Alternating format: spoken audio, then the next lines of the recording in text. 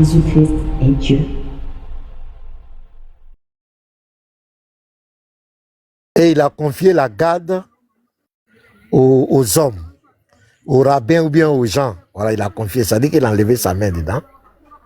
Et pour le Coran, quand Mohamed est venu maintenant, c'est là qu'il va prendre la responsabilité. Sourate 15, verset. Confirme ce que je suis en train de dire. Allah a confié la responsabilité de ses buts. Et que c'est quand le Coran arrive qu'il prend la responsabilité de garder pour ne pas que le Coran soit corrompu. Est-ce que c'est ça, vraiment, les musulmans qui sont, est-ce qu'ils peuvent me confirmer ça? Et je continue mes questionnements. S'il vous plaît, WhatsApp. Oui. Oui, selon le Coran, oui. Surah 3, verset 3. Ok. Non, ça dit que, j'ai dit, celui qui a révélé le Coran, et il a enlevé la Torah et les autres livres des prophètes, jusqu'à l'évangile qu'il a donné à Issa, c'est lui qui a révélé ça pour guider les gens, mais en même temps, il a enlevé sa responsabilité dedans. Et il a confié la garde aux hommes, et les hommes ont falsifié toutes ces révélations qu'il a données jusqu'au Coran. Est-ce que c'est bien ça? Est-ce qu'on peut me répondre? Oui, c'est ça. Est-ce qu'on peut... Oui, c'est ça, pasteur, oui. Il dit qu'il a confié la garde, la Torah et l'évangile aux enfants d'Israël. Le Coran. Je peux te donner un verset si tu veux, pasteur, hein, pour confirmer ce que tu viens de dire. Non, ça, non, il ne faut même pas aller dans le truc, mais il faut laisser pasteur. Il va faire, on va attendre maintenant. Pasteur, oui, c'est ce que le Coran dit. Non, laisse-le répondre, laisse-le parler. Je veux que tout le monde parle. Voilà. Laisse Isra parler. Vas-y, Isra, je t'écoute. Je suis à ta disposition. Je veux comprendre. Vas-y. Oui. Isra est là. La Torah, il a donné la garde au rabbin, oui. Alors que le Coran, c'est Allah qui le protège. Ok, merci beaucoup. Donc, comment on appelle? Donc, la Torah, parce que ce n'est pas la Torah seulement. Parce qu'Allah dit à la Sourate 2, verset 87, c'est lui qui a envoyé tous les prophètes successivement. Donc, après la Torah, c'est Moïse. Donc, là, il y a eu les prophètes. Attends, pasteur, je te lis le verset si tu veux. Sourate 5, non, verset 44. Non, je te dis juste le verset. Je suis d'accord. Ok, vas-y, lis. Sourate 5, verset 44. Nous avons fait descendre la Torah comme guide et lumière, s'en servent pour juger les adeptes du judaïsme, les prophètes qui se sont soumis à Allah ainsi que les savants et les docteurs en tant que gardiens du livre d'Allah. Les docteurs en tant que gardiens du livre d'Allah et témoins. C'est bon? Ok, donc c'est clair. Donc c'est confirmé. Donc Allah, il a révélé la Torah. Donc il a révélé la Torah. Voilà, c'est sa parole. Il a révélé la Torah pour guider les gens. Et tous les livres des prophètes. Je veux que vous me confirmez tous les livres des prophètes jusqu'à Issa. Et l'évangile qu'il a donné à Issa, tout ça aussi, il a enlevé sa responsabilité dedans. C'est-à-dire qu'il a laissé ses livres être corrompus, c'est ça? Est-ce qu'on est d'accord? Non, il a pas dit corrompu. Il a dit, il a donné en tant que gardien. Après, les gens ont corrompu. Oui, mais est-ce que ces livres ont été corrompus? Mais attends, Allah a donné la garde au rabbin, donc au docteur, en tant que gardien du livre. On est d'accord, la garde, la gardiennage. Attends, je termine. Je dis, est-ce que ces livres ont été corrompus, selon Allah lui-même? Selon le Coran, oui. Ces livres ont été corrompus, c'est ça, non? Oui. Donc, depuis la Torah, falsifié, oui. Falsifié. Donc, depuis la Torah jusqu'à Issa, tout ce qui Allah lui l'a révélé, ces livres ont été corrompus. On est d'accord? Falsifié, oui. Falsifié. Donc, des personnes, donc d'abord. Donc, Allah, il est omniscient, non? C'est ça? Oui. Donc, il savait que les gens allaient falsifier ça, ces livres-là? Oui. Ok, donc il a laissé être falsifié. C'est ça? Oui. Bah oui. Ok, merci. Donc, quel est l'objectif pour lequel il avait envoyé ces livres-là? Bah, l'objectif, c'était justement l'arrivée de Mohammed sallallahu alayhi wa sallam. Comme il est omniscient, il savait qu'il allait envoyer le Coran pour rectifier tout ça.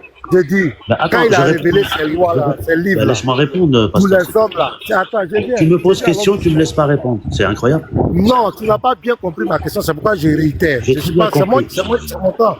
Voilà, j'ai dit, quand il donne ses révélations aux hommes, la Torah aux hommes, les livres des prophètes, ces révélations-là, c'était pour atteindre quel objectif dans la vie de ces hommes à qui il révélait ces livres?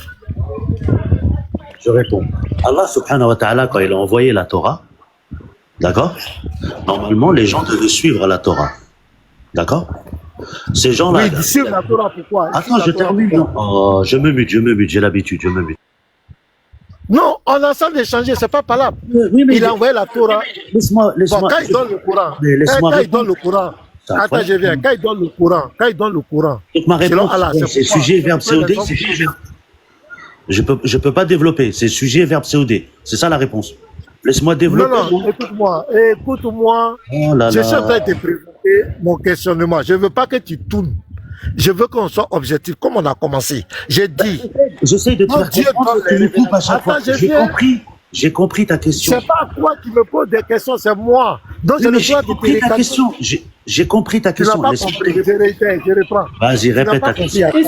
Il faut te muter quand il va finir de répéter sa question. Tu Voilà, vas quand répondre, Dieu s'il te donne les plaît. révélations aux hommes là, quand Dieu donne la loi aux hommes, sa parole aux hommes là, c'est pour atteindre quel objectif? C'est ce que je demande. Alors, l'objectif d'Allah, quand il a envoyé ses livres, c'est que les personnes suivent ce livre. Mais, Ils soient bien guidés. Ils soient bien guidés. oui, normalement, il devait être bien guidé. Merci beaucoup. Oui. Donc, il envoie ses livres pour que les hommes soient guidés. C'est bon, Et le même, j'ai fini, j'attends, je continue mon vous me laisserez argumentaire. pas parler, en fait. Vous n'allez pas me laisser parler, en fait. Attends, tu vas parler après. Écoute-moi. Donc, il a donné les livres. Ne me pose Il a pas de donné questions. comme toi, mon frère. Attends, termine. Ne me Pardon, pose pas de mais- questions, après je parle. Voilà. Attends, parce que reste quand tu tranquille. poses, parce que quand, je vais mettre un temps là comme ça, peut-être, sinon.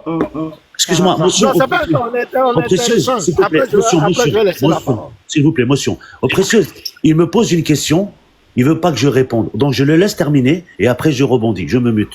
Non, tu as déjà répondu, c'est bon. Mais question que je voulais que tu répondes, tu as répondu. Tu as reconnu d'abord que Allah, c'est Allah qui a envoyé la Torah et tous les livres des prophètes. Tu as reconnu que Allah a enlevé la responsabilité dedans, il a porté la garde au docteur. Tu as reconnu que ces livres ont été falsifiés. Tu as reconnu que Allah est omniscient, il savait que ces livres allaient être corrompus. Tu as dit qu'il est omniscient, donc il savait que ces livres allaient être corrompus. Donc, tu as reconnu aussi que le fait quand Allah envoyait ces livres-là, l'objectif c'était pour bien guider les gens. Mais en même temps, il a laissé, il est omniscient, il savait que les gens allaient corrompre ces livres-là, que lui il a envoyé pour guider les gens, il a enlevé sa responsabilité dedans, il a laissé ces livres-là être corrompus. Pendant 26 siècles. Parce que quand tu prends de Moïse à Jésus, ça fait au moins 20 siècles, 2000 ans. De Jésus jusqu'à Mohamed, ça fait 6 siècles. Donc ça fait 26 siècles.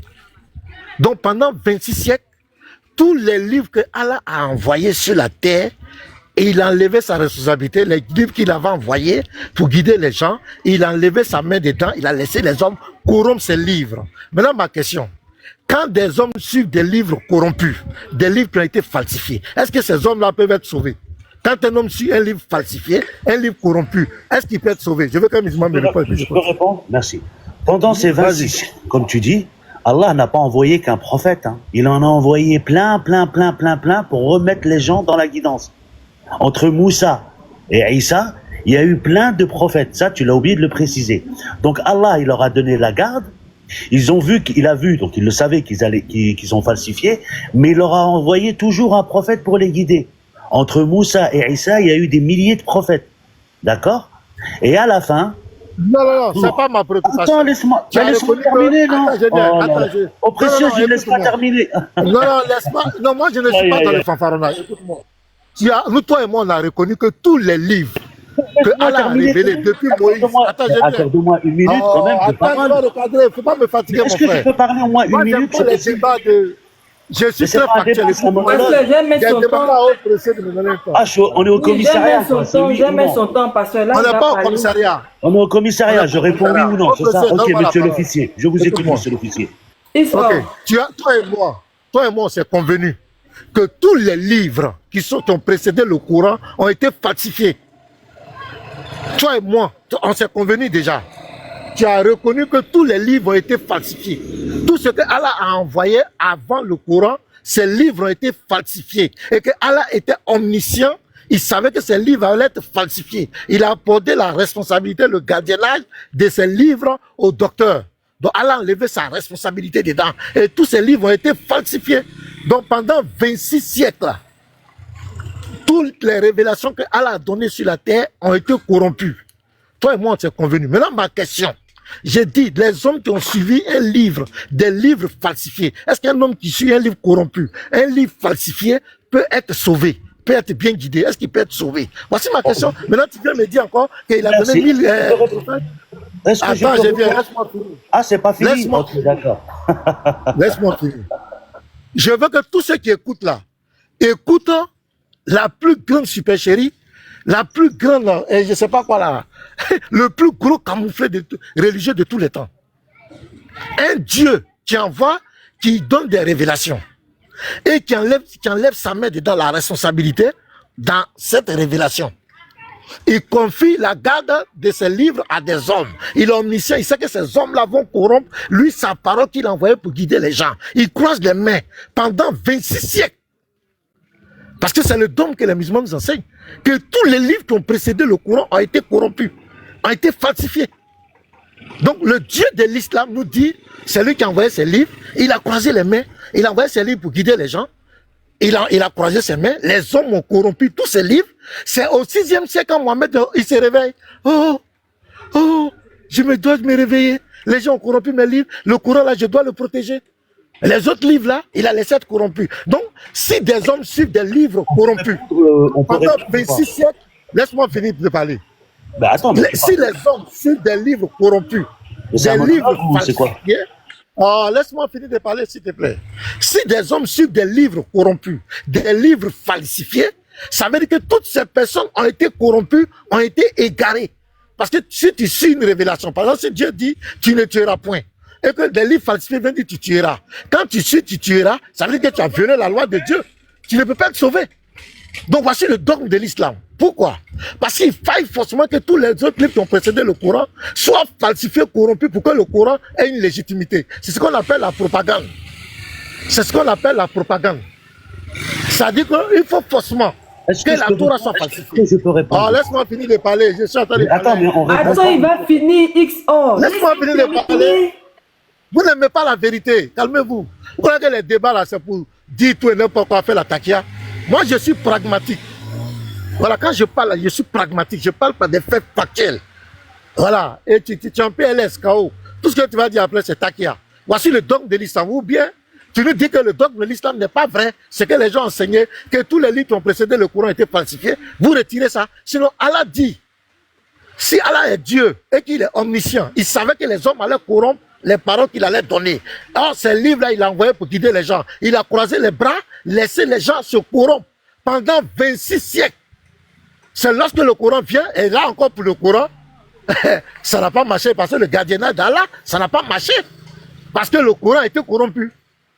Là encore, ça montre toute la fausseté de votre religion. Ça montre que votre dogme ne tient rien. C'est juste de la propagande. Donc Allah a laissé les gens pendant 26 siècles être égarés. Toutes les révélations qu'il a envoyées ont été égarées. Ça veut dire que depuis le temps de Moïse jusqu'au temps de Jésus, à Mohamed, les hommes étaient tous corrompus parce qu'ils suivaient des livres corrompus. Ils ont été, personne même n'a été sauvé entre ces personnes parce qu'ils ont suivi des livres corrompus, des livres qui ont été falsifiés, modifiés, qui ont changé la parole d'Allah et il a croisé les mains pour regarder les hommes s'égarer. Voici un peu ce que je voulais dire. Je me mute. Merci. Je peux répondre, j'espère qu'il va pas me couper. Bon, Pasteur Ménard, tu as pris 10 minutes, tu t'es répété 6 fois, c'est pas grave. Alors, pour ton information, Allah subhanahu wa ta'ala, il a envoyé des livres. D'accord? Donc, il a envoyé la Torah. Donc, quand il a envoyé la Torah, entre Moussa et Issa, il y a eu des prophètes. Il y a eu Sulayman, il y a eu Daoud, il y a eu Ayoub, il y a eu Younes, il y a eu Zakaria, il y a eu Yahya, et il y a eu Issa, et d'autres aussi. Donc, il s'est pas croisé les mains. Il a vu que les gens corrompaient, donc falsifiaient le livre. Qu'est-ce qu'il a fait? Il a envoyé des prophètes. Et chaque prophète ont suivi la Torah. D'ailleurs, Jésus lui-même dit, il n'est pas venu abolir la loi. La loi de qui? La loi de Moussa. D'accord? Donc, Allah, il s'est pas croisé les mains, comme tu dis. Allah savait que les gens allaient falsifier, et c'est pour ça qu'il a envoyé de nombreux prophètes, jusqu'à Jésus. Entre Moïse et Jésus, il y a eu de nombreux prophètes. Ça, t'as oublié de le dire. Malgré cela, ils ont continué à falsifier, donc, l'évangile. C'est à ce moment-là qu'il a ramené, donc lui, il est omniscient, il savait ce que ça allait se passer pendant ces 26 siècles. Pendant ces 26 siècles, il a envoyé de nombreux prophètes pour recadrer les gens. Malgré cela, les gens ont toujours continué à falsifier. Et à ce moment-là, il a envoyé Mohammed sallallahu alayhi wa sallam, donc le dernier prophète, avec un livre. Et à ce moment-là, c'est lui qui le garde. Pourquoi à ce moment-là, c'est lui qui le garde? Parce que après le dernier prophète, il n'y a plus d'autres prophètes. Donc Allah est juste. Le moment où il a donné la garde des livres aux rabbins, donc aux docteurs de loi, il savait qu'ils allaient le falsifier. C'est pour ça qu'il a envoyé de nombreux prophètes. Ça, il faut pas l'oublier, monsieur Pasteur. Entre Moïse et Jésus, il y a eu de nombreux prophètes, dont Suleyman, dont Daoud, dont Ayoub, dont Younes, dont Zakaria, wa Yahya, wa Ilyas, etc., etc. Donc, il a permis à ces gens-là, en leur envoyant de nouveaux prophètes, pour leur dire ce que vous faites, c'est pas bon. Il faut revenir à la base. Malgré cela, ils ont continué à falsifier. Donc, ce qu'il a fait Allah, il a envoyé le sceau des prophètes, qui est Mohammed sallallahu alayhi wa sallam, et il a dit que le livre, donc c'est le dernier livre, puisqu'il n'y a plus d'autres prophètes après lui, il a dit c'est moi qui ai le garant. Comme ça, il n'y a plus de problème. Est-ce que tu arrives à comprendre, monsieur Pasteur? Tu peux répondre oui ou non. Ou sinon, je m'explique encore plus. Enfin, c'est Ok, je peux parler. Voilà, je te pose Attends, une je question. termine. Tu es pasteur. Ah, bon, tu m'as Attends, donné je la termine, parole. il me reste 20 secondes. Il me reste 20 secondes. Ce qui m'étonne de ta part, c'est que tu es pasteur et tu as omis de dire que entre Moïse et Jésus, il y a eu de nombreux prophètes. Pourquoi Allah il a envoyé de nouveaux prophètes? Pourquoi faire? Justement pour recadrer les gens. Aïe, qu'est-ce que c'est que ça là?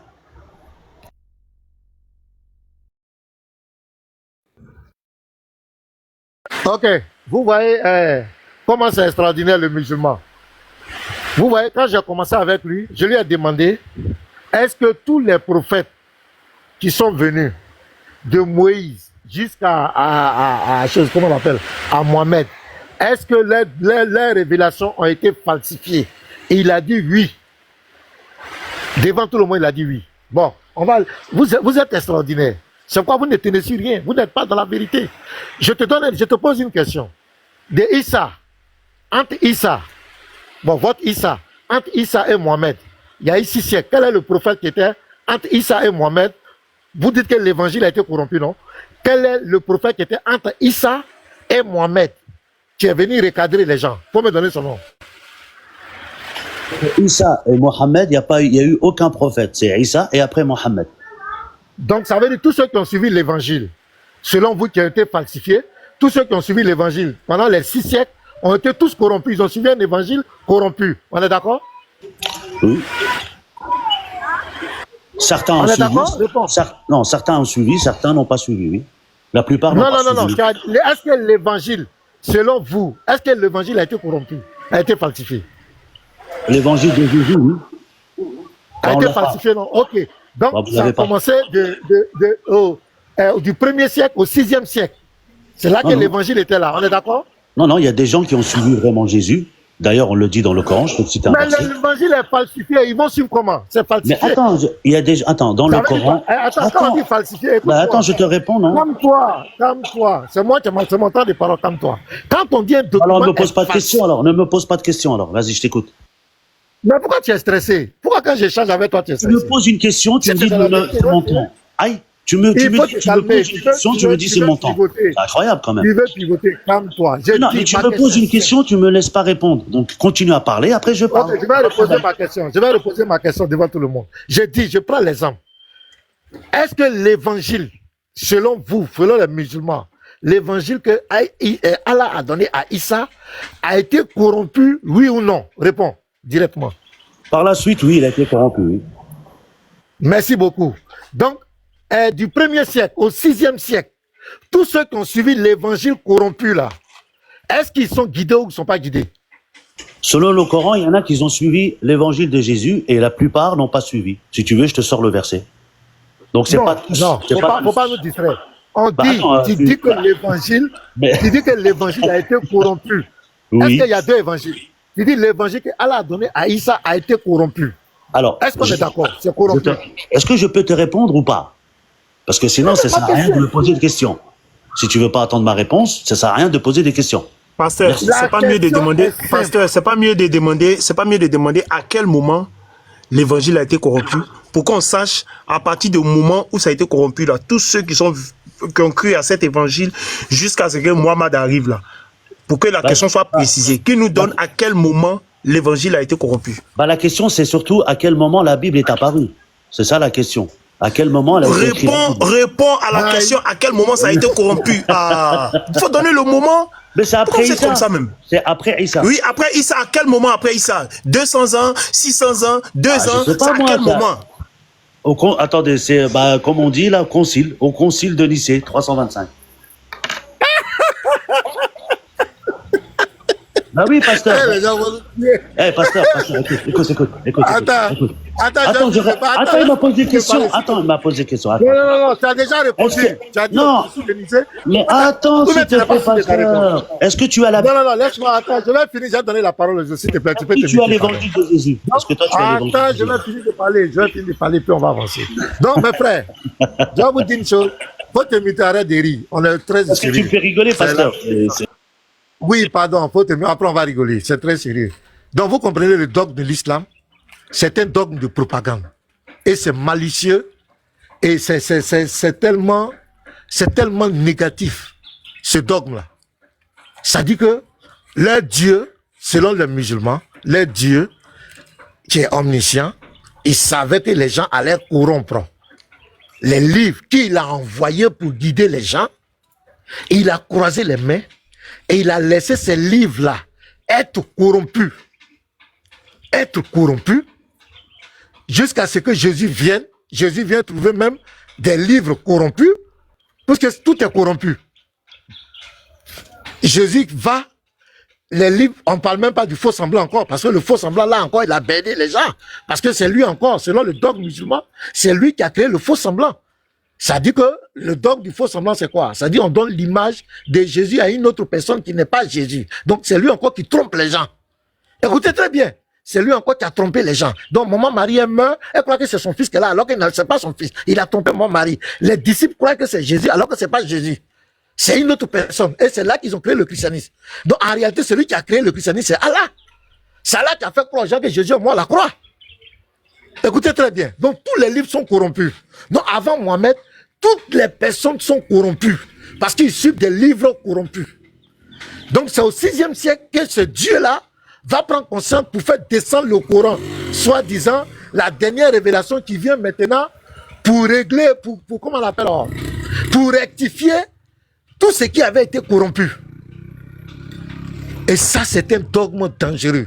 Donc, pendant 26 siècles, tous ceux qui ont suivi ces livres corrompus n'ont pas connu la vérité. On leur a enseigné des mensonges, des falsifications. Donc, quelqu'un à qui on enseigne la corruption, la falsification, ne peut jamais être sauvé. Donc, selon le dogme de l'islam, toutes les personnes qui ont vécu depuis Moïse jusqu'à Mohamed, jusqu'à ce que Mohamed arrive, tous ont été égarés. C'est à partir de Mohamed que les gens vont connaître la vraie vérité, la vérité. Et ça, c'est un mensonge grave. Maintenant, je finis là. Le même Coran maintenant dont il dit qu'il est le gardien, c'est là qu'on va attraper Allah. Il dit qu'il est le gardien, mais le Coran a été corrompu. Je vous donne un exemple simple. Quand tu prends le Sahih Bukhari, 4987, Ottoman a brûlé des manuscrits du Coran. Il a brûlé des documents du Coran. Et il a conservé une partie. Suivez mon regard. Quand on fait un tri dans un document, ça veut dire que dans ce document, il y a eu le faux et le vrai. Ça veut dire que ça a été corrompu. Il y a des sourates, il y a des versets du Coran qui ont disparu, qui ont été mangés. Donc Allah n'a pas veillé sur le Coran. Ils vont te dire non, ce sont les récitations. Jamais. Parce que du vivant de Mohamed, il y avait des gens qui récitaient de différentes manières. André, c'est Oumar qui a attiré son attention. Pour dire que les gens récitent. Mohamed a dit non, les récitations, c'est pas un problème. Que ça a été révélé sur 7 harouf ou bien je sais pas quoi. Donc c'est pas un problème.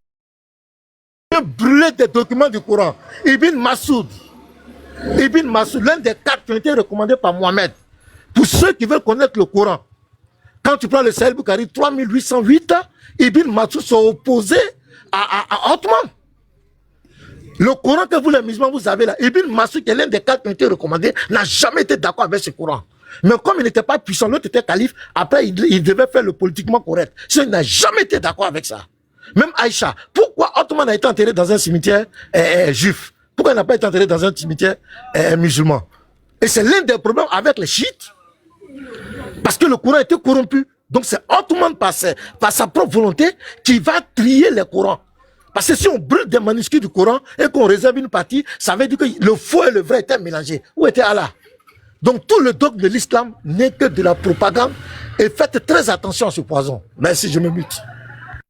Bon, j'aimerais répondre à ça, c'est catastrophique, vraiment, tu sautes du coq à l'âne, n'importe quoi. Bon, je t'ai dit tout à l'heure que entre Moïse et Jésus, il y a eu de nombreux prophètes que Allah a envoyés, justement, pour recadrer les gens. Ça, t'as oublié de le dire. C'est la première des choses. Tu vas nous donner les livres que ces prophètes-là, ils ont envoyés. Tu vas nous montrer les livres, là, tu as compris. Monsieur, je termine, non? Donne-nous les références de ces livres, monsieur. Oui, attends. Donc, et maintenant, on va dans la sourate. Les frères musulmans parler. Après, tu me donnes quelques minutes. Oui, s'il te plaît, d'accord. Donc, dans la sourate, je vais aller vite parce qu'on me laisse pas parler. Dans la sourate 2, verset 62, écoute bien, pasteur, ce qu'on te dit. Parce que tu as dit tous ont été corrompus. C'est faux.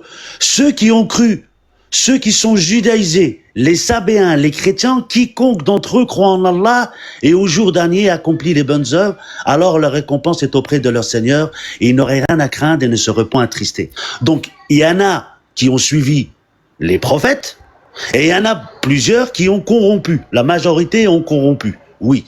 Donc Allah a envoyé le prophète Mohammed sallallahu alayhi wa sallam justement pour rectifier les choses et c'est lui qui en prend la garde. Et pour ton information, Othman ibn Affan a réécrit le Coran qui était déjà chez Abu Bakr. Et il n'est pas enterré dans un cimetière juif. Qu'est-ce que tu racontes là? Donne-nous un seul livre d'un de ces prophètes, monsieur. Je laisse la parole à mon frère. Je veux dire raconter tout et n'importe quoi sur les lives. Il prend dans ma minute au précieux. Donne-nous un seul prophète et un seul livre. C'est tout ce qu'on te demande. Au précieux, Monsieur le chrétien, il faut te calmer. Précieuse, qu'est-ce que c'est que ça là? Islam sauve, attends, pardon. Tu peux me remettre mes 2 minutes, s'il te plaît? Il m'a pris 1 minute, Elixir. Regardez comment vous n'êtes pas honnête. C'est pas grave. Oh, c'est bon. Mais attends, il me prend mes minutes et tu me dis... Attends, c'est incroyable quand même. On va te remettre tes minutes, c'est bon, on va tes minutes.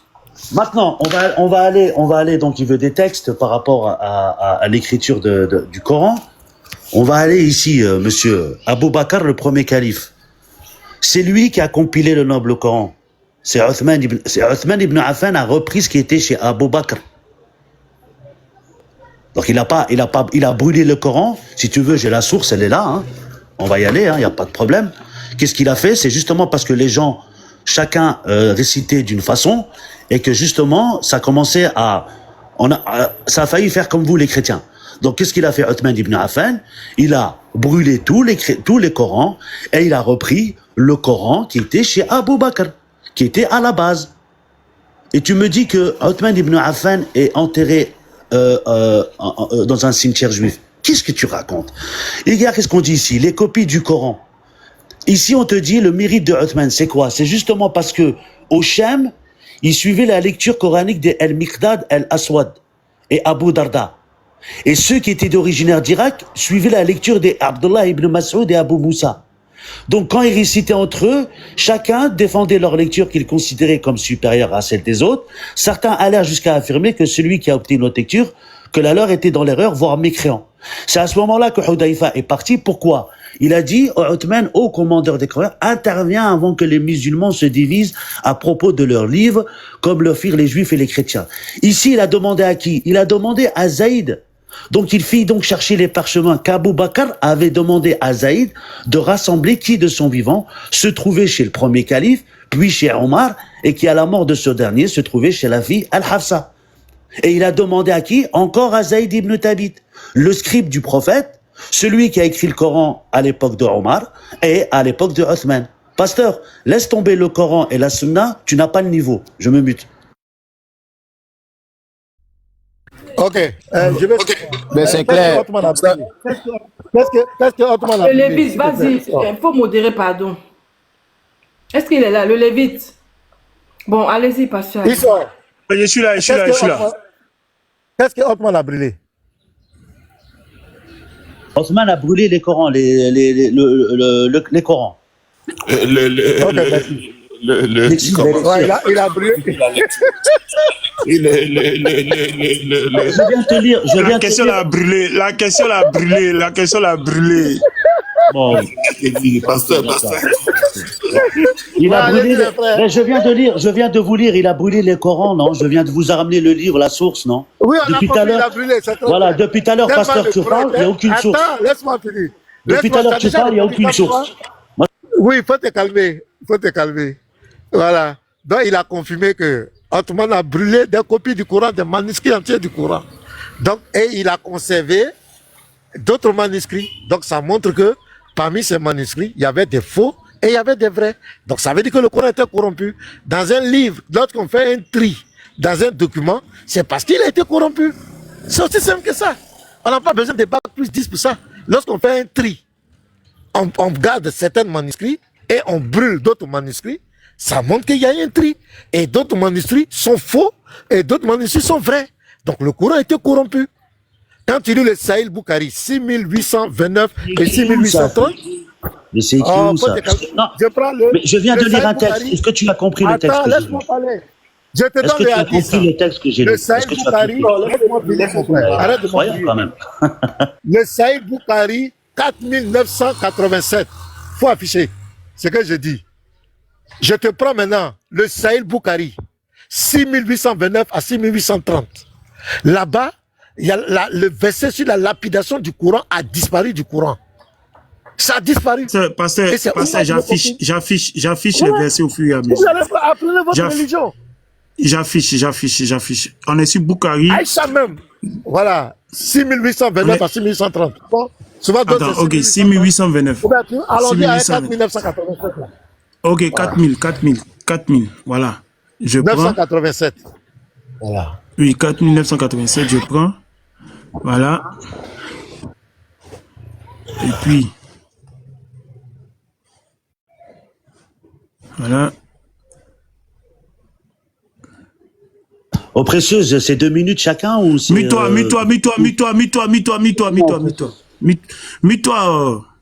Ok, je fais la lecture. Sahih Bukhari, 4900. Mets-toi, je fais la lecture, mets-toi. Oh, je t'ai mité. Oh.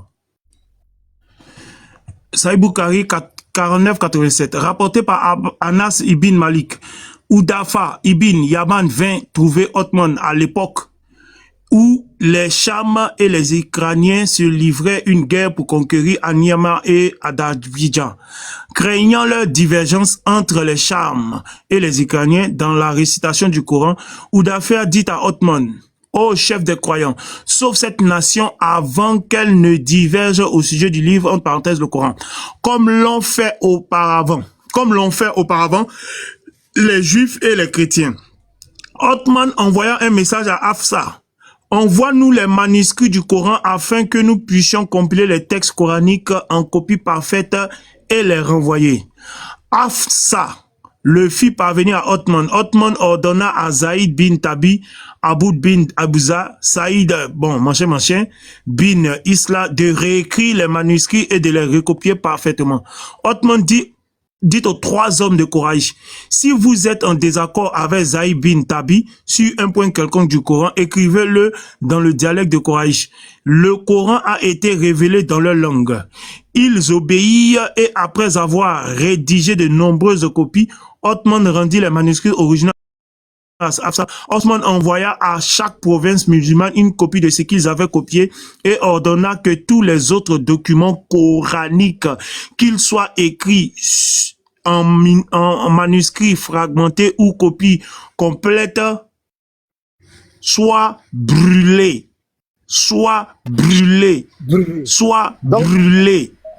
Donc tu vois ici, le truc est clair. Donc il y a d'autres manuscrits qui ont été conservés et qui ont été réécrits et qui ont été distribués. Et il y a d'autres copies, il y a d'autres manuscrits qui ont été brûlés. Bon, quand on brûle les Lévites, quand on conserve dans un document, on conserve d'autres parties et qu'on brûle d'autres parties, ça sous-entend quoi? Honnêtement. Corruption, ça sous-entend la corruption à outrance. Il y a eu un tri. Il a fait un tri. Maintenant, l'argument où ils disent que non, c'était les récits, c'est faux. du vivant de Mohamed, quand on parle de Sahel Boukari 4992 et le Sahel Mousli 818 ans, il y a eu plusieurs récits. Mohamed dit que si ce sont les récits, ça ne pose pas de problème. Que ce n'est pas le problème des récits.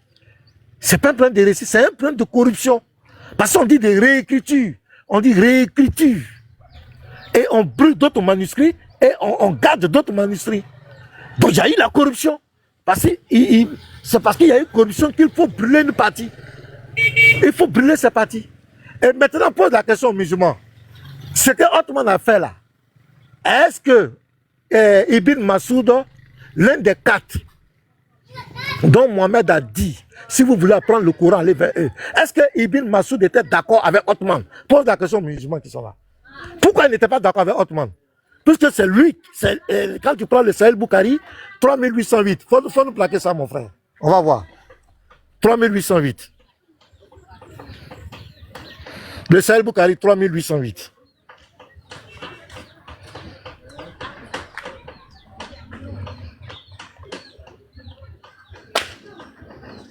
Donc si ça vous dit ce sont les récitations, moi-même m'a dit que les récitations ne posent pas de problème. Ne posent pas de problème. Donc on ne peut pas brûler des manuscrits du Coran.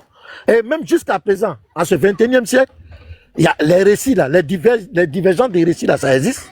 Donc c'est pas ça le problème. Les manuscrits ont été corrompus. C'est pourquoi il a brûlé d'autres. 3808. Oui.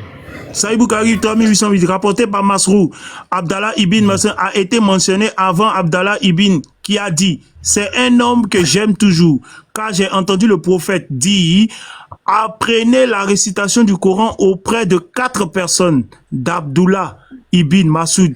Il a commencé par lui, Salim l'affranchi, d'Abdullah Oudafa, Mouad ibn Jabal et Ibn Kab. Voilà.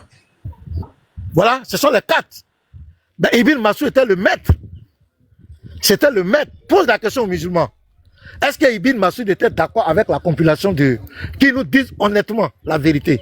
Est-ce qu'il était d'accord avec Othman? Est-ce qu'il y a eu un conflit entre Othman et Ibn Masoud par rapport au Coran qu'ils ont actuellement? On peut répondre à ça. Oui, est-ce qu'il y a eu... Oui, vas-y. Attends, pardon, je vais juste intervenir 2 minutes, pardon. Vas-y, vas-y. Oui, non, répondez à ma question, s'il vous plaît.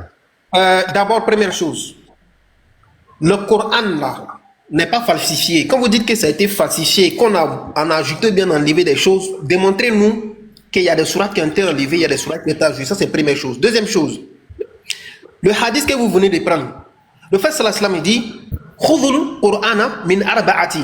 Apprenez le Coran chez 4 personnes. Quand tu as dit apprendre le Coran là, c'est pas dans la mémorisation seulement, hein, dans l'interprétation, dans la mémorisation et dans la façon de réciter.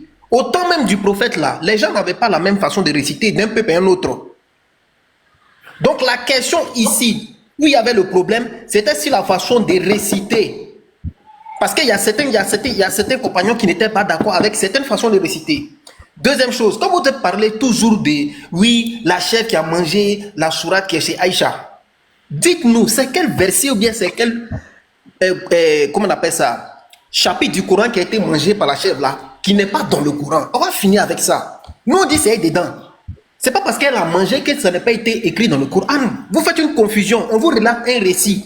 Elle avait ça écrit sur comment on appelle, sur un feuillet que la chèvre a mangé. Ça ne veut pas dire qu'on a ôté ça du Coran. Parce que quand vous lisez ce hadith, vous voulez toujours donner l'impression que parce que la chèvre a mangé, les musulmans ne savaient pas ce qui était écrit dessus. Mais vous oubliez que le Coran là, c'est quoi? C'est Bitawatur.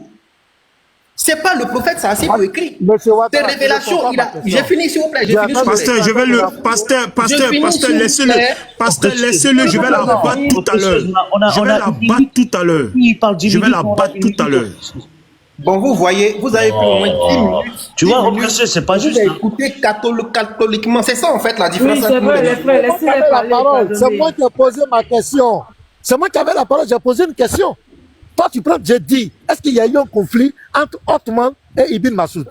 Je vous ai proposé, ne répondez pas. Attends, Si on finit de parler, qu'on ne répond pas à ta question, tu auras dit qu'on n'a pas répondu, mais on n'a pas encore fini de parler, tu Mais nous c'est ça de interromps. raconter autre Non, chose. Ouattara, tu auras C'est ça, Mais parce que c'est revenu sur Attends, je beaucoup de réponds. choses, Attends, on va Ouattara, répondre à ta je question. réponds. Je réponds. Attendez, le pasteur a posé une question. Vous Oui, allez je réponds répondre à sa la question. réelle. Même en grand. Et même puis en après, grand. vous aurez votre temps, en fait. Même en grand. Je réponds à sa question, après tu continues. Il y a eu un conflit. Donc la question, je réponds à ta question, non? Aïe, calmez-vous. Vas-y. Ici, tu vas dans le Kitab al-Masahif d'Ibn Daoud, page 178. Ici, on te dit en arabe قال حدثنا عن أبي إسحاق عن مصعب بن سعيد قال أدركت الناس متوافرين حين حرق عثمان المصحف. Donc par rapport au le Coran qui a été, les manuscrits qui ont été brûlés. فأعجبهم ذلك وقال لم ينكر ذلك منهم أحدا. Personne ne l'a contesté. Ça, tu le trouves dans le Kitab al-Masahif d'Ibn Abu Daoud. Ensuite, il y en a une autre. Je te la montre tout de suite. Non, on comprend pas arabe. Non, on Oui, comprend pas arabe. attends, Faut traduire. J'ai traduit. Faut traduire pour devant, j'ai traduit. devant tout le monde, devant tout le monde, devant tout le monde. Faut Laisse-moi traduire ça. parler, Devant tout le monde. Mais on comprend Laisse-moi pas. parler, On comprend pas l'arabe. laisse-moi parler. C'est quoi ton problème? C'est pas toi qui m'as posé question, non? Je parle à Mais pasteur.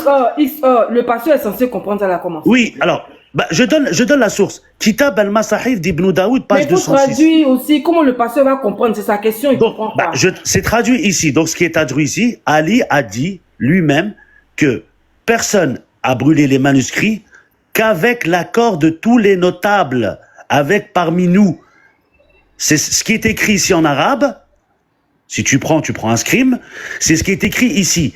Ali a dit, donc c'est Ali qui rapporte. Ali dit lui-même que personne n'a brûlé les manuscrits qu'avec l'accord de tous les notables parmi nous. Donc tous les compagnons étaient en accord avec Uthman. Je donne la source. Kitab al-Masahif d'Ibn Abu Daoud. Tu peux prendre la source, mettre ça sur ton... Vas-y, va chercher la source. Je ne crois pas à ça. Voilà, va chercher la source. Kitab al-Masahif d'Ibn Abu Daoud, page 206. Ça, c'est la première. Et la deuxième, c'est celle-là.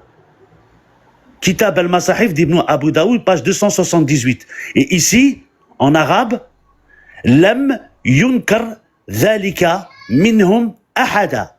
Personne a été en désaccord avec Uthman ibn Affan. Donc l'histoire de Uthman avec Abdullah ibn Mas'ud, pasteur, mets ça de côté, ça a été réfuté il y a longtemps. Maintenant, j'aimerais juste terminer sur une chose, si vous me le permettez. Il a dit tout à l'heure que Uthman, alors on va voir l'histoire de Uthman, parce qu'apparemment j'ai lu un texte, pasteur, mais tu as du mal avec le français. L'un des plus grands mérites de Uthman fut d'avoir imposé aux musulmans une seule lecture du Coran. Monsieur, même si tu parles là, quand tu veux t'adresser au pasteur, ici tu es sur un panel chrétien, tu lui parles avec beaucoup de respect. Qu'il a du mal avec le français, tu continues, tu vas descendre. Impoli là. Ça veut dire quoi ça? Donc, voilà, toi, à chaque fois qu'il sort est là, à chaque fois qu'il sort est là, tu t'agites. Non, mais je le connais, Elixir. À chaque fois que je suis là, il s'agite. Il sait que j'ai la vérité. Il fit en effet mettre par écrit. Pardon, faut donner du respect au pasteur, s'il te plaît. Si quelqu'un dit qu'il n'aime pas une chose, faut pas le faire. Moi, je n'ai pas entendu. Il ne faut pas le faire, s'il te plaît. D'accord, excuse-moi. La tranquillité, pardon. Désolé, il n'y a pas de souci, désolé. Donc, l'un des plus grands mérites de Uthman ibn Affan fut d'avoir imposé aux musulmans une seule lecture du Coran. Il fit en effet mettre par écrit la dernière récitation du Coran. La dernière récitation du Coran que fit le prophète Hassan à l'ange Gabriel et à la fin de sa vie. À l'origine de cette décision, on le trouve Hudayfa ibn al-Yaman radiyallahu anhu. En effet, alors que ce dernier participait à une expédition militaire à laquelle prenaient part des troupes venues du Cham, qui se basait sur la lecture coranique d'Al-Miqdad ibn al-Wasad et Abu ad-Darda, puisqu'il y a cette lecture, ainsi que des troupes originaires d'Irak, donc ça c'est en Irak, dont la lecture était celle de Abdullah ibn Mas'ud et d'Abu Moussa. Ceux parmi eux qui ne savaient pas qu'il était permis de réciter le Coran selon cette lecture. Je ramènerai le hadith tout à l'heure de cette lecture. Différents se mirent à défendre leur lecture qu'ils considéraient comme supérieure à celle des autres. Certains allèrent jusqu'à affirmer que celui qui adoptait une autre lecture que la leur était dans l'erreur, voire un mécréant.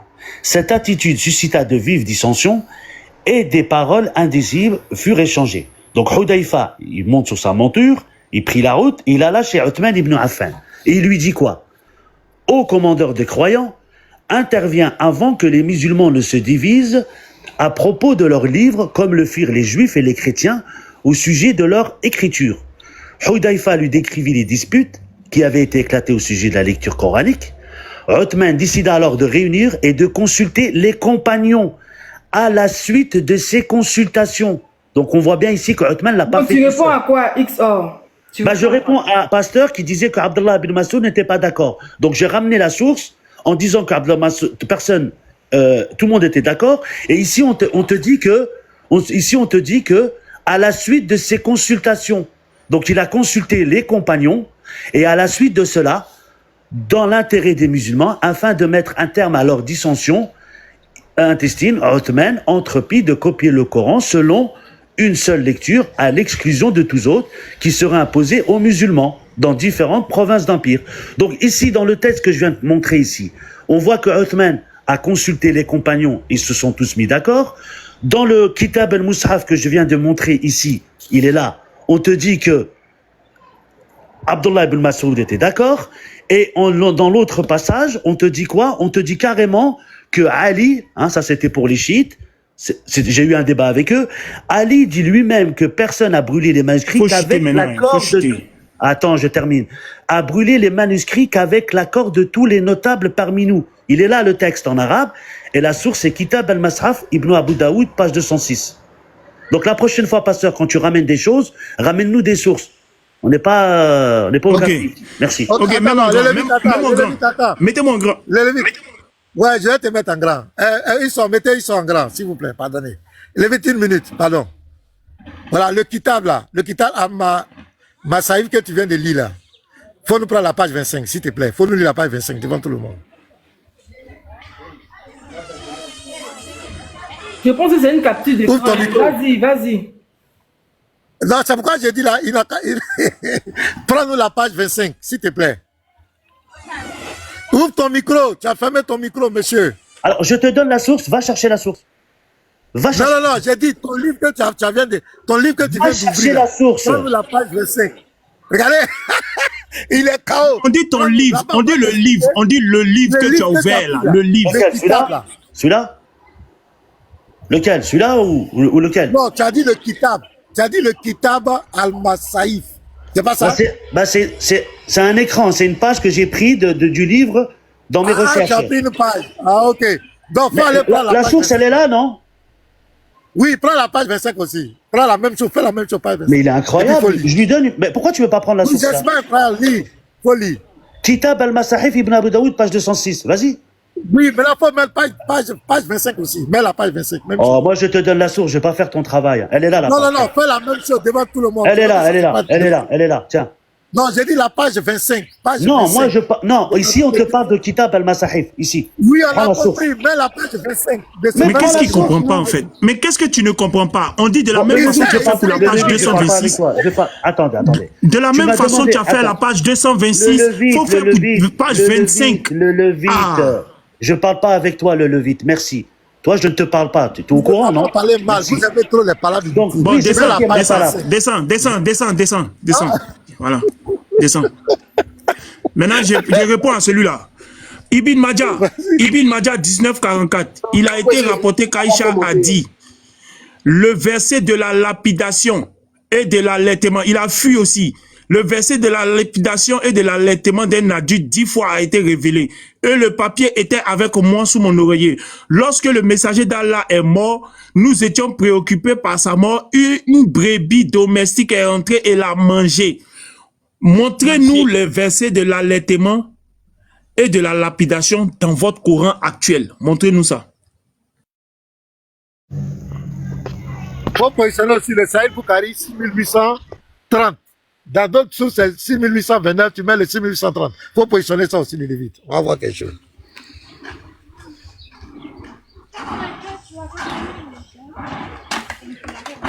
Dans le Kitab al-Massif, la page 25, il est écrit Ibn Massoud refusa de remettre son codex, le Mouchab, lorsque Othman ordonna la collecte des autres copies. Et il dit, j'ai appris plus de 70 sourates directement du prophète. Tandis que Zaïd ibn Tabitha n'était qu'un jeune homme à cette époque. Tous les musulmans honnêtes savent qu'il y a eu un conflit entre Ibn Masouda et Othman. Et ce musulman vient mentir devant plus de 200 personnes. Il n'a aucune crainte de Dieu. Ils peuvent mentir pour défendre leur religion. C'est extraordinaire. Pasteur, c'est long, hein? 6830 là, regardez. Allô, pasteur?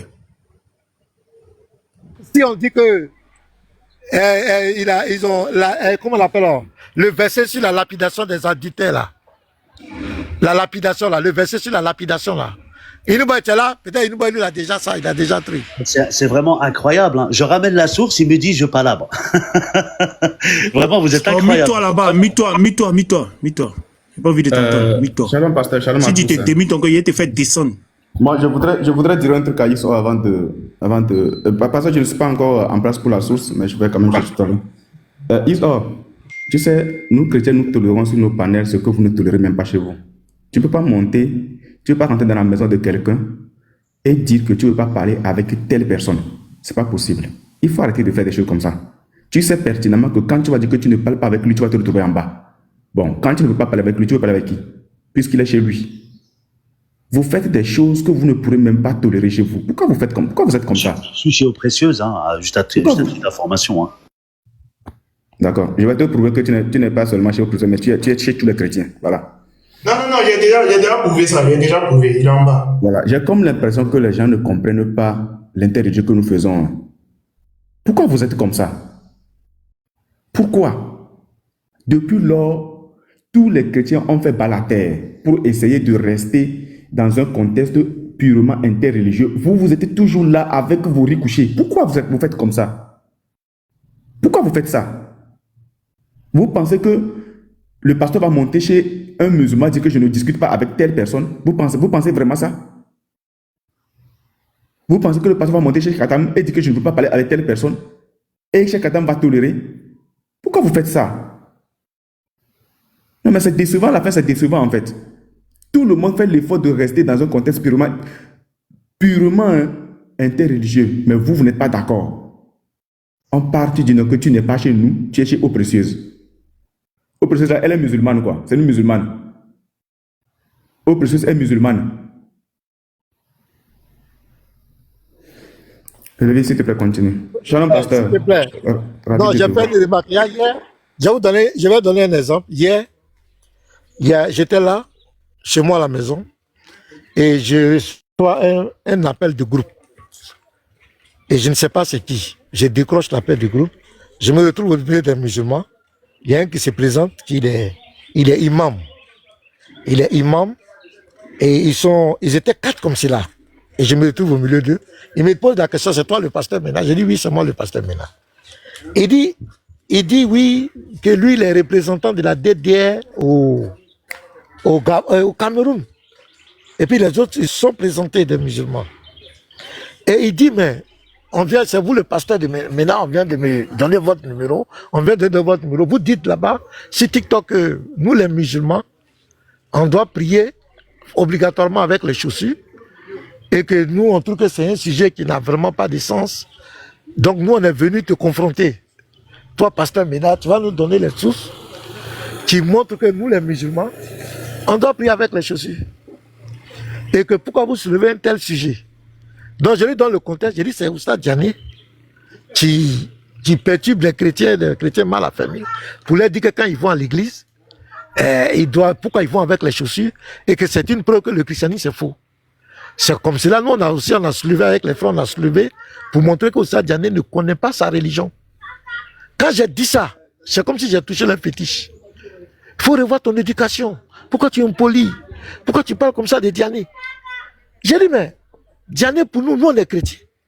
Si Diané est votre maître, bien, je ne sais pas, votre savant, bien quoi, ça n'engage que vous. Nous, on ne le reconnaît pas comme serviteur de Dieu. Pour nous, c'est un manipulateur.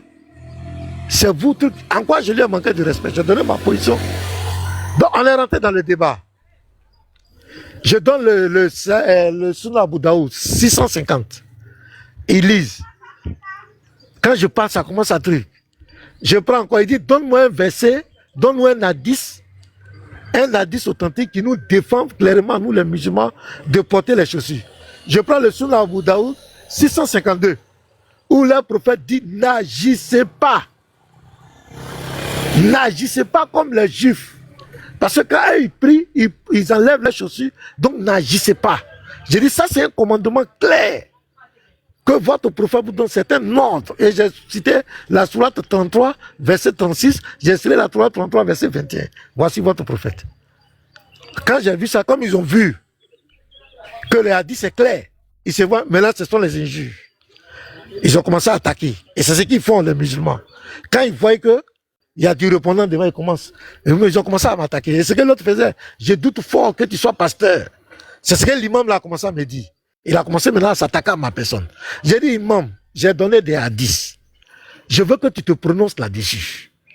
Depuis tu ne te prononces pas, tu entends détourner, c'est ma personne. Maintenant vous attaquez, tu es impoli, tu es mal éduqué. Donc c'est comme ça la stratégie. Quand ils voient qu'en face d'eux, il y a quelqu'un qui a du répondant, ils vont commencer par les attaques personnelles. Et tout à l'heure, ce que vous avez vu, il sort. Vous avez vu ce qu'il faisait. Il a même parlé de mon niveau intellectuel, si tu comprends français. Il a parlé encore, tu es pasteur, tu sais pas des choses comme cela. C'est comme ça. Quand ils voient qu'ils sont, il y a du répondant, ils commencent maintenant à attaquer ta personne pour vous mettre en colère. Ils rentrent dans les provocations. Donc j'étais obligé de quitter le groupe. Parce qu'ils étaient tous, ils se sont démutés. Bah, ils voient la vérité, ils ne veulent pas accepter la vérité. Ils commencent à s'attaquer à ma personne. J'ai dit, c'est pas moi qui vous ai invité. C'est vous qui m'avez provoqué. Les hadiths sont là, vous ne voulez pas accepter la vérité. Vous rentrez dans les invectives. Donc moi, je me retire. Je suis venu pour un débat intellectuel. Mais j'ai vu que vous n'avez pas le niveau. C'est des attaques personnelles. Donc j'aimerais vraiment attirer votre attention sur ça. Ils vont commencer à dire, je ne parle pas avec lui là. Lui là, il est comme cela. Lui là, il est impoli. Lui là, il est comme cela. Ils quittent dans le sens du débat interreligieux. Maintenant, pour rentrer dans les attaques personnelles. C'est la stratégie. Donc je voulais vraiment soutenir ce que Niveau a dit. Non, mais pasteur, c'est tellement limpide, hein, c'est clair. La plupart des temps, toutes les personnes qui essaient de rejeter aujourd'hui, ce sont les personnes qui sont assises dans leur source. Et ils ne veulent pas ça, ils ne veulent pas. Ils ne veulent pas, ils préfèrent plutôt des personnes, c'est-à-dire quand ils viennent, ils commencent par raconter leurs mensonges sans source, et puis bon, voilà, il n'y a pas de contradiction en fait. Il n'y a pas un texte qui vient s'opposer à ce qu'eux, ils ont eu à dire. Mais ce n'est pas ça l'intérêt religieux. On vous a déjà fait comprendre qu'actuellement, là, le chrétien est trop debout pour vous. Quel sujet vous allez sortir et que le chrétien ne pourra pas expliquer si ce sont les écritures bibliques? Quel sujet? Nous avons mis de côté tous les sujets. Maintenant, nous sommes dans vos sources et c'est devenu problème. Alors qu'avant cela, on était tous amis. On était tous amis. Avant qu'on ne commence pas à rentrer dans vos sources là, on était tous amis. Il y a des musulmans qui passaient des heures et des heures dans nos lives. Tout simplement parce que ça parlait de Jésus-Christ, la divinité de Jésus-Christ, ça parlait du consolateur, ça parlait de la crucifixion. Avec ça, il n'y a pas de problème. On n'a jamais eu de problème avec vous. Mais depuis, nous avons commencé par rentrer dans vos sources, sortir tout ce qui est ignoble dans votre religion. C'est devenu des problèmes. Mais arrêtez, à la fin, arrêtez. Là, il y a un sujet qui est tranquille. Le pasteur vient avec une question qui est très claire. Bon, tu te permets de dire à quelqu'un qui est chrétien sur le panel de sa... Ils m'ont appelé. Cet pasteur Mena, j'ai dit oui. Il dit, je suis l'imam Tan, je suis au Cameroun, représentant de la DDR. C'est vous qui dites là-bas qu'elles ont fait des chaussures. Donc nous on est là, ils sont venus m'encercler. Ils étaient 4. Donne-nous les sources maintenant. Je sais qu'ils enregistraient. Donne-nous les sources. Moi, j'étais serein parce que j'avais tous les documents qui étaient devant moi. Moi, j'ai commencé à lire comme un bébé, doucement. La colère rentrée, éducation, tu es impoli. Et je doute que tu sois pasteur. J'ai dit, non, pardon. Explique-nous. Quand Mohamed dit, n'agissez pas comme les juifs, ça veut dire quoi? Non. En islam, la prière comme cela, c'est obligatoire. Non, j'ai dit, imam, c'est pas ça ma question. N'agissez pas comme les juifs, là, votre prophète a parlé. Ça veut dire quoi? C'est rentrer dans une politesse, je doute que tu es pasteur, nanani. Dans votre affaire de ceci là, les gens ne sont pas contents, hein? Moi, j'ai été étonné. On m'appelle, me fait parler. Donc, j'en parle la parole. Pardonnez, mon information. Attendez, je vais terminer. Mon information, c'est très important. Il y a 225 personnes. Si tu es chrétien, que tu peux nous traduire. Parce que si il dit Kiang, s'il traduit, il peut changer quelque chose là-bas. Il peut prendre, puis il va dire non, là c'est lui. Non, non, il ne veut pas. Si tu es chrétien, que tu as la possibilité de traduire des livres, les PDF, les livres numériques là, de l'anglais au français, en tout cas dans n'importe quelle langue en français, faut contacter la VAR, faut nous contacter en privé. C'est très important les frères. On a besoin de ça. Envoie-moi ça, s'il te plaît. Envoie-moi ça, je veux. Tu as traduit? Envoie d'abord, je vais voir si ça ne pèse pas plus que ce que je peux utiliser là. D'accord, ok. Attends les frères, pour l'histoire du Coran là, il y a l'autre là, Oustaz, qui avait fait sortir un livre là. Et c'est pas, c'est la Sira d'Ibn Kati.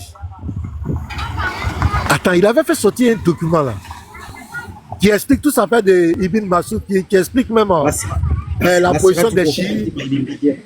Voilà, la Sira, quelque chose comme ça. Ouais, c'est ambassadeur, ouais. Vous contactez en privé, passez toi, viens en privé. La Sira du prophète. Comment tu dis Ça aide dedans aussi. Oui, tu dis quoi? Ambassadeur. Maintenant, tu dis? Oui, je dis, est-ce que j'ai un livre un PDF de 200 pages sur le livre que Isro a pris là, Kitab Al-Masaï, c'est même la compilation du Coran. Hein? Ouais, je crois que je lis en anglais ce livre-là. Voilà, moi je veux ça en français, parce que je viens de télécharger, mais c'est en arabe. Donc, comme il a pris ça... Envoie-moi. D'accord. Donc, c'est bon. Ambassadeur, puis j'ai d'autres livres. Il y a un livre sur Aïcha là, où elle a parlé, elle dit... Aïcha dit... Il faut lui parler de ça en privé. Il faut lui parler de ça en privé, pardon. Il faut lui parler de ça en privé. Tout ça là, il faut lui parler de ça en privé. C'est bon. Ouais, dans le secret du Seigneur. Voilà. Ma conclusion, sur mon sujet que j'avais soulevé là, c'est l'un des plus gros camouflés, les frères. C'est une histoire invraisemblable. C'est-à-dire Dieu, il envoie sa parole pour guider les gens et Dieu enlève sa responsabilité dedans. Et il laisse les gens corrompre cette parole alors qu'il est omniscient, il sait que les gens vont corrompre ça. Donc ça veut dire que depuis 26 siècles, tous les hommes qui ont suivi les prophètes ont suivi des livres corrompus. Des livres corrompus. Maintenant, le monsieur tout à l'heure disait que non, il y a eu des prophètes qui... C'est ça, Abba Père lui a demandé, donne-nous le livre de ces prophètes-là. Ces prophètes qui sont venus guider les gens, donne-nous les livres. Il a été incapable de montrer, il est rentré dans les palabres. C'est du mensonge, c'est de la propagande. Parce qu'il faut que tous les livres qui viennent avant le Coran soient faux pour que le Coran ait une raison d'exister. Le Seigneur dit dans Jérémie 1, verset 12, je veille sur ma parole pour l'exécuter. Le véritable Dieu ne donne pas la responsabilité de sa parole aux hommes.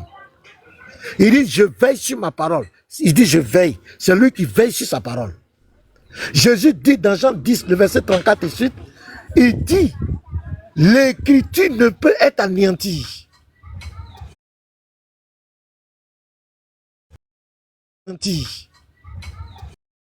Comment un Dieu sérieux peut envoyer sa parole pour guider les gens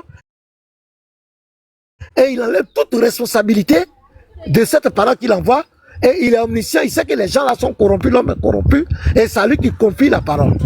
Vraiment des bêtises.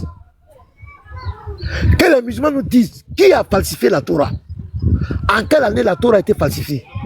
Parce qu'avant que Mohamed arrive, les écrits étaient dispersés dans les provinces. Donc les hommes se sont donné rendez-vous, un coup, ils ont pris les copies partout, ils ont supprimé, et chacun a corrompu ces livres-là. C'est juste de la propagande, du mensonge. Le Coran même qui est là, où est-ce que Dieu a parlé dedans? Qui nous disent? Où est-ce que l'Éternel, le Dieu véritable, a une fois dit que le Coran c'est sa parole? Qui nous montre une seule virgule dans le Coran où ça vient de Yahweh, l'Éternel? Qui nous montre ça? Qui nous dit un seul verset où l'Éternel Dieu dit, il a envoyé le Coran, il a envoyé Mohamed, où il a envoyé l'islam? Qui nous montre ce verset-là? Arrêtez d'emmerder les gens, de mentir, de faire de la propagande. Notre Dieu n'a rien à voir avec votre Coran. Le Dieu véritable, Yahweh, n'est pas le Seigneur de la Kaaba. Il n'a jamais révélé le Coran. Il n'a jamais envoyé Mohamed. Les lois que Dieu a données aux hommes, personne ne l'a corrompu. Dieu a dit, tu ne tueras point. Ça va rester jusqu'à la fin des jours. Dieu a dit, tu ne te feras pas d'image taillée. Tu ne voleras point. Tu ne convoiteras pas. Tu ne mentiras point. Ça va rester jusqu'à la fin du monde. Personne ne peut corrompre ça. Arrêtez de mentir, de distraire les gens. Je me mets là, merci. Et je peux parler au pasteur et je descends, je dois descendre vite fait. Oui, Ok, oui, vas-y, pasteur. vas-y. Merci la sœur. Et shalom, shalom vous tous, frères et sœurs qui sont là. Et pasteur Mena, l'appel que vous avez eu, c'est un groupe... Attends, frère, si c'est d'ordre privé sur l'appel, et pour un truc de privé sur l'appel, pardon, que ça se passe en privé, s'il te plaît. Ok, envoie-moi le numéro du pasteur en WhatsApp, s'il te plaît. Oui. Voilà. Il faut qu'on évite beaucoup de choses maintenant, s'il vous plaît. Évitons beaucoup de choses. Voilà. Je t'ai même envoyé un message aussi. Je t'ai envoyé un message, regarde le message. Ouais, j'ai vu. J'ai vu. Je t'envoie le message. Dans l'attente que j'ai reçu là, c'était un problème? Non, c'est pas comme si c'était un problème. Voilà, mais qu'il t'appelle. D'accord, donne-lui mon numéro, il va m'appeler. Merci. Voilà, j'ai une intervention de base ici, là. Je vais vous faire écouter sur l'affaire de chaussures, là. Sur l'affaire de chaussures, une intervention de base. Franchement, bon, je ne sais pas comment vous faites pour rester musulman, pour écouter des gens pareils. Hein. Je ne sais pas.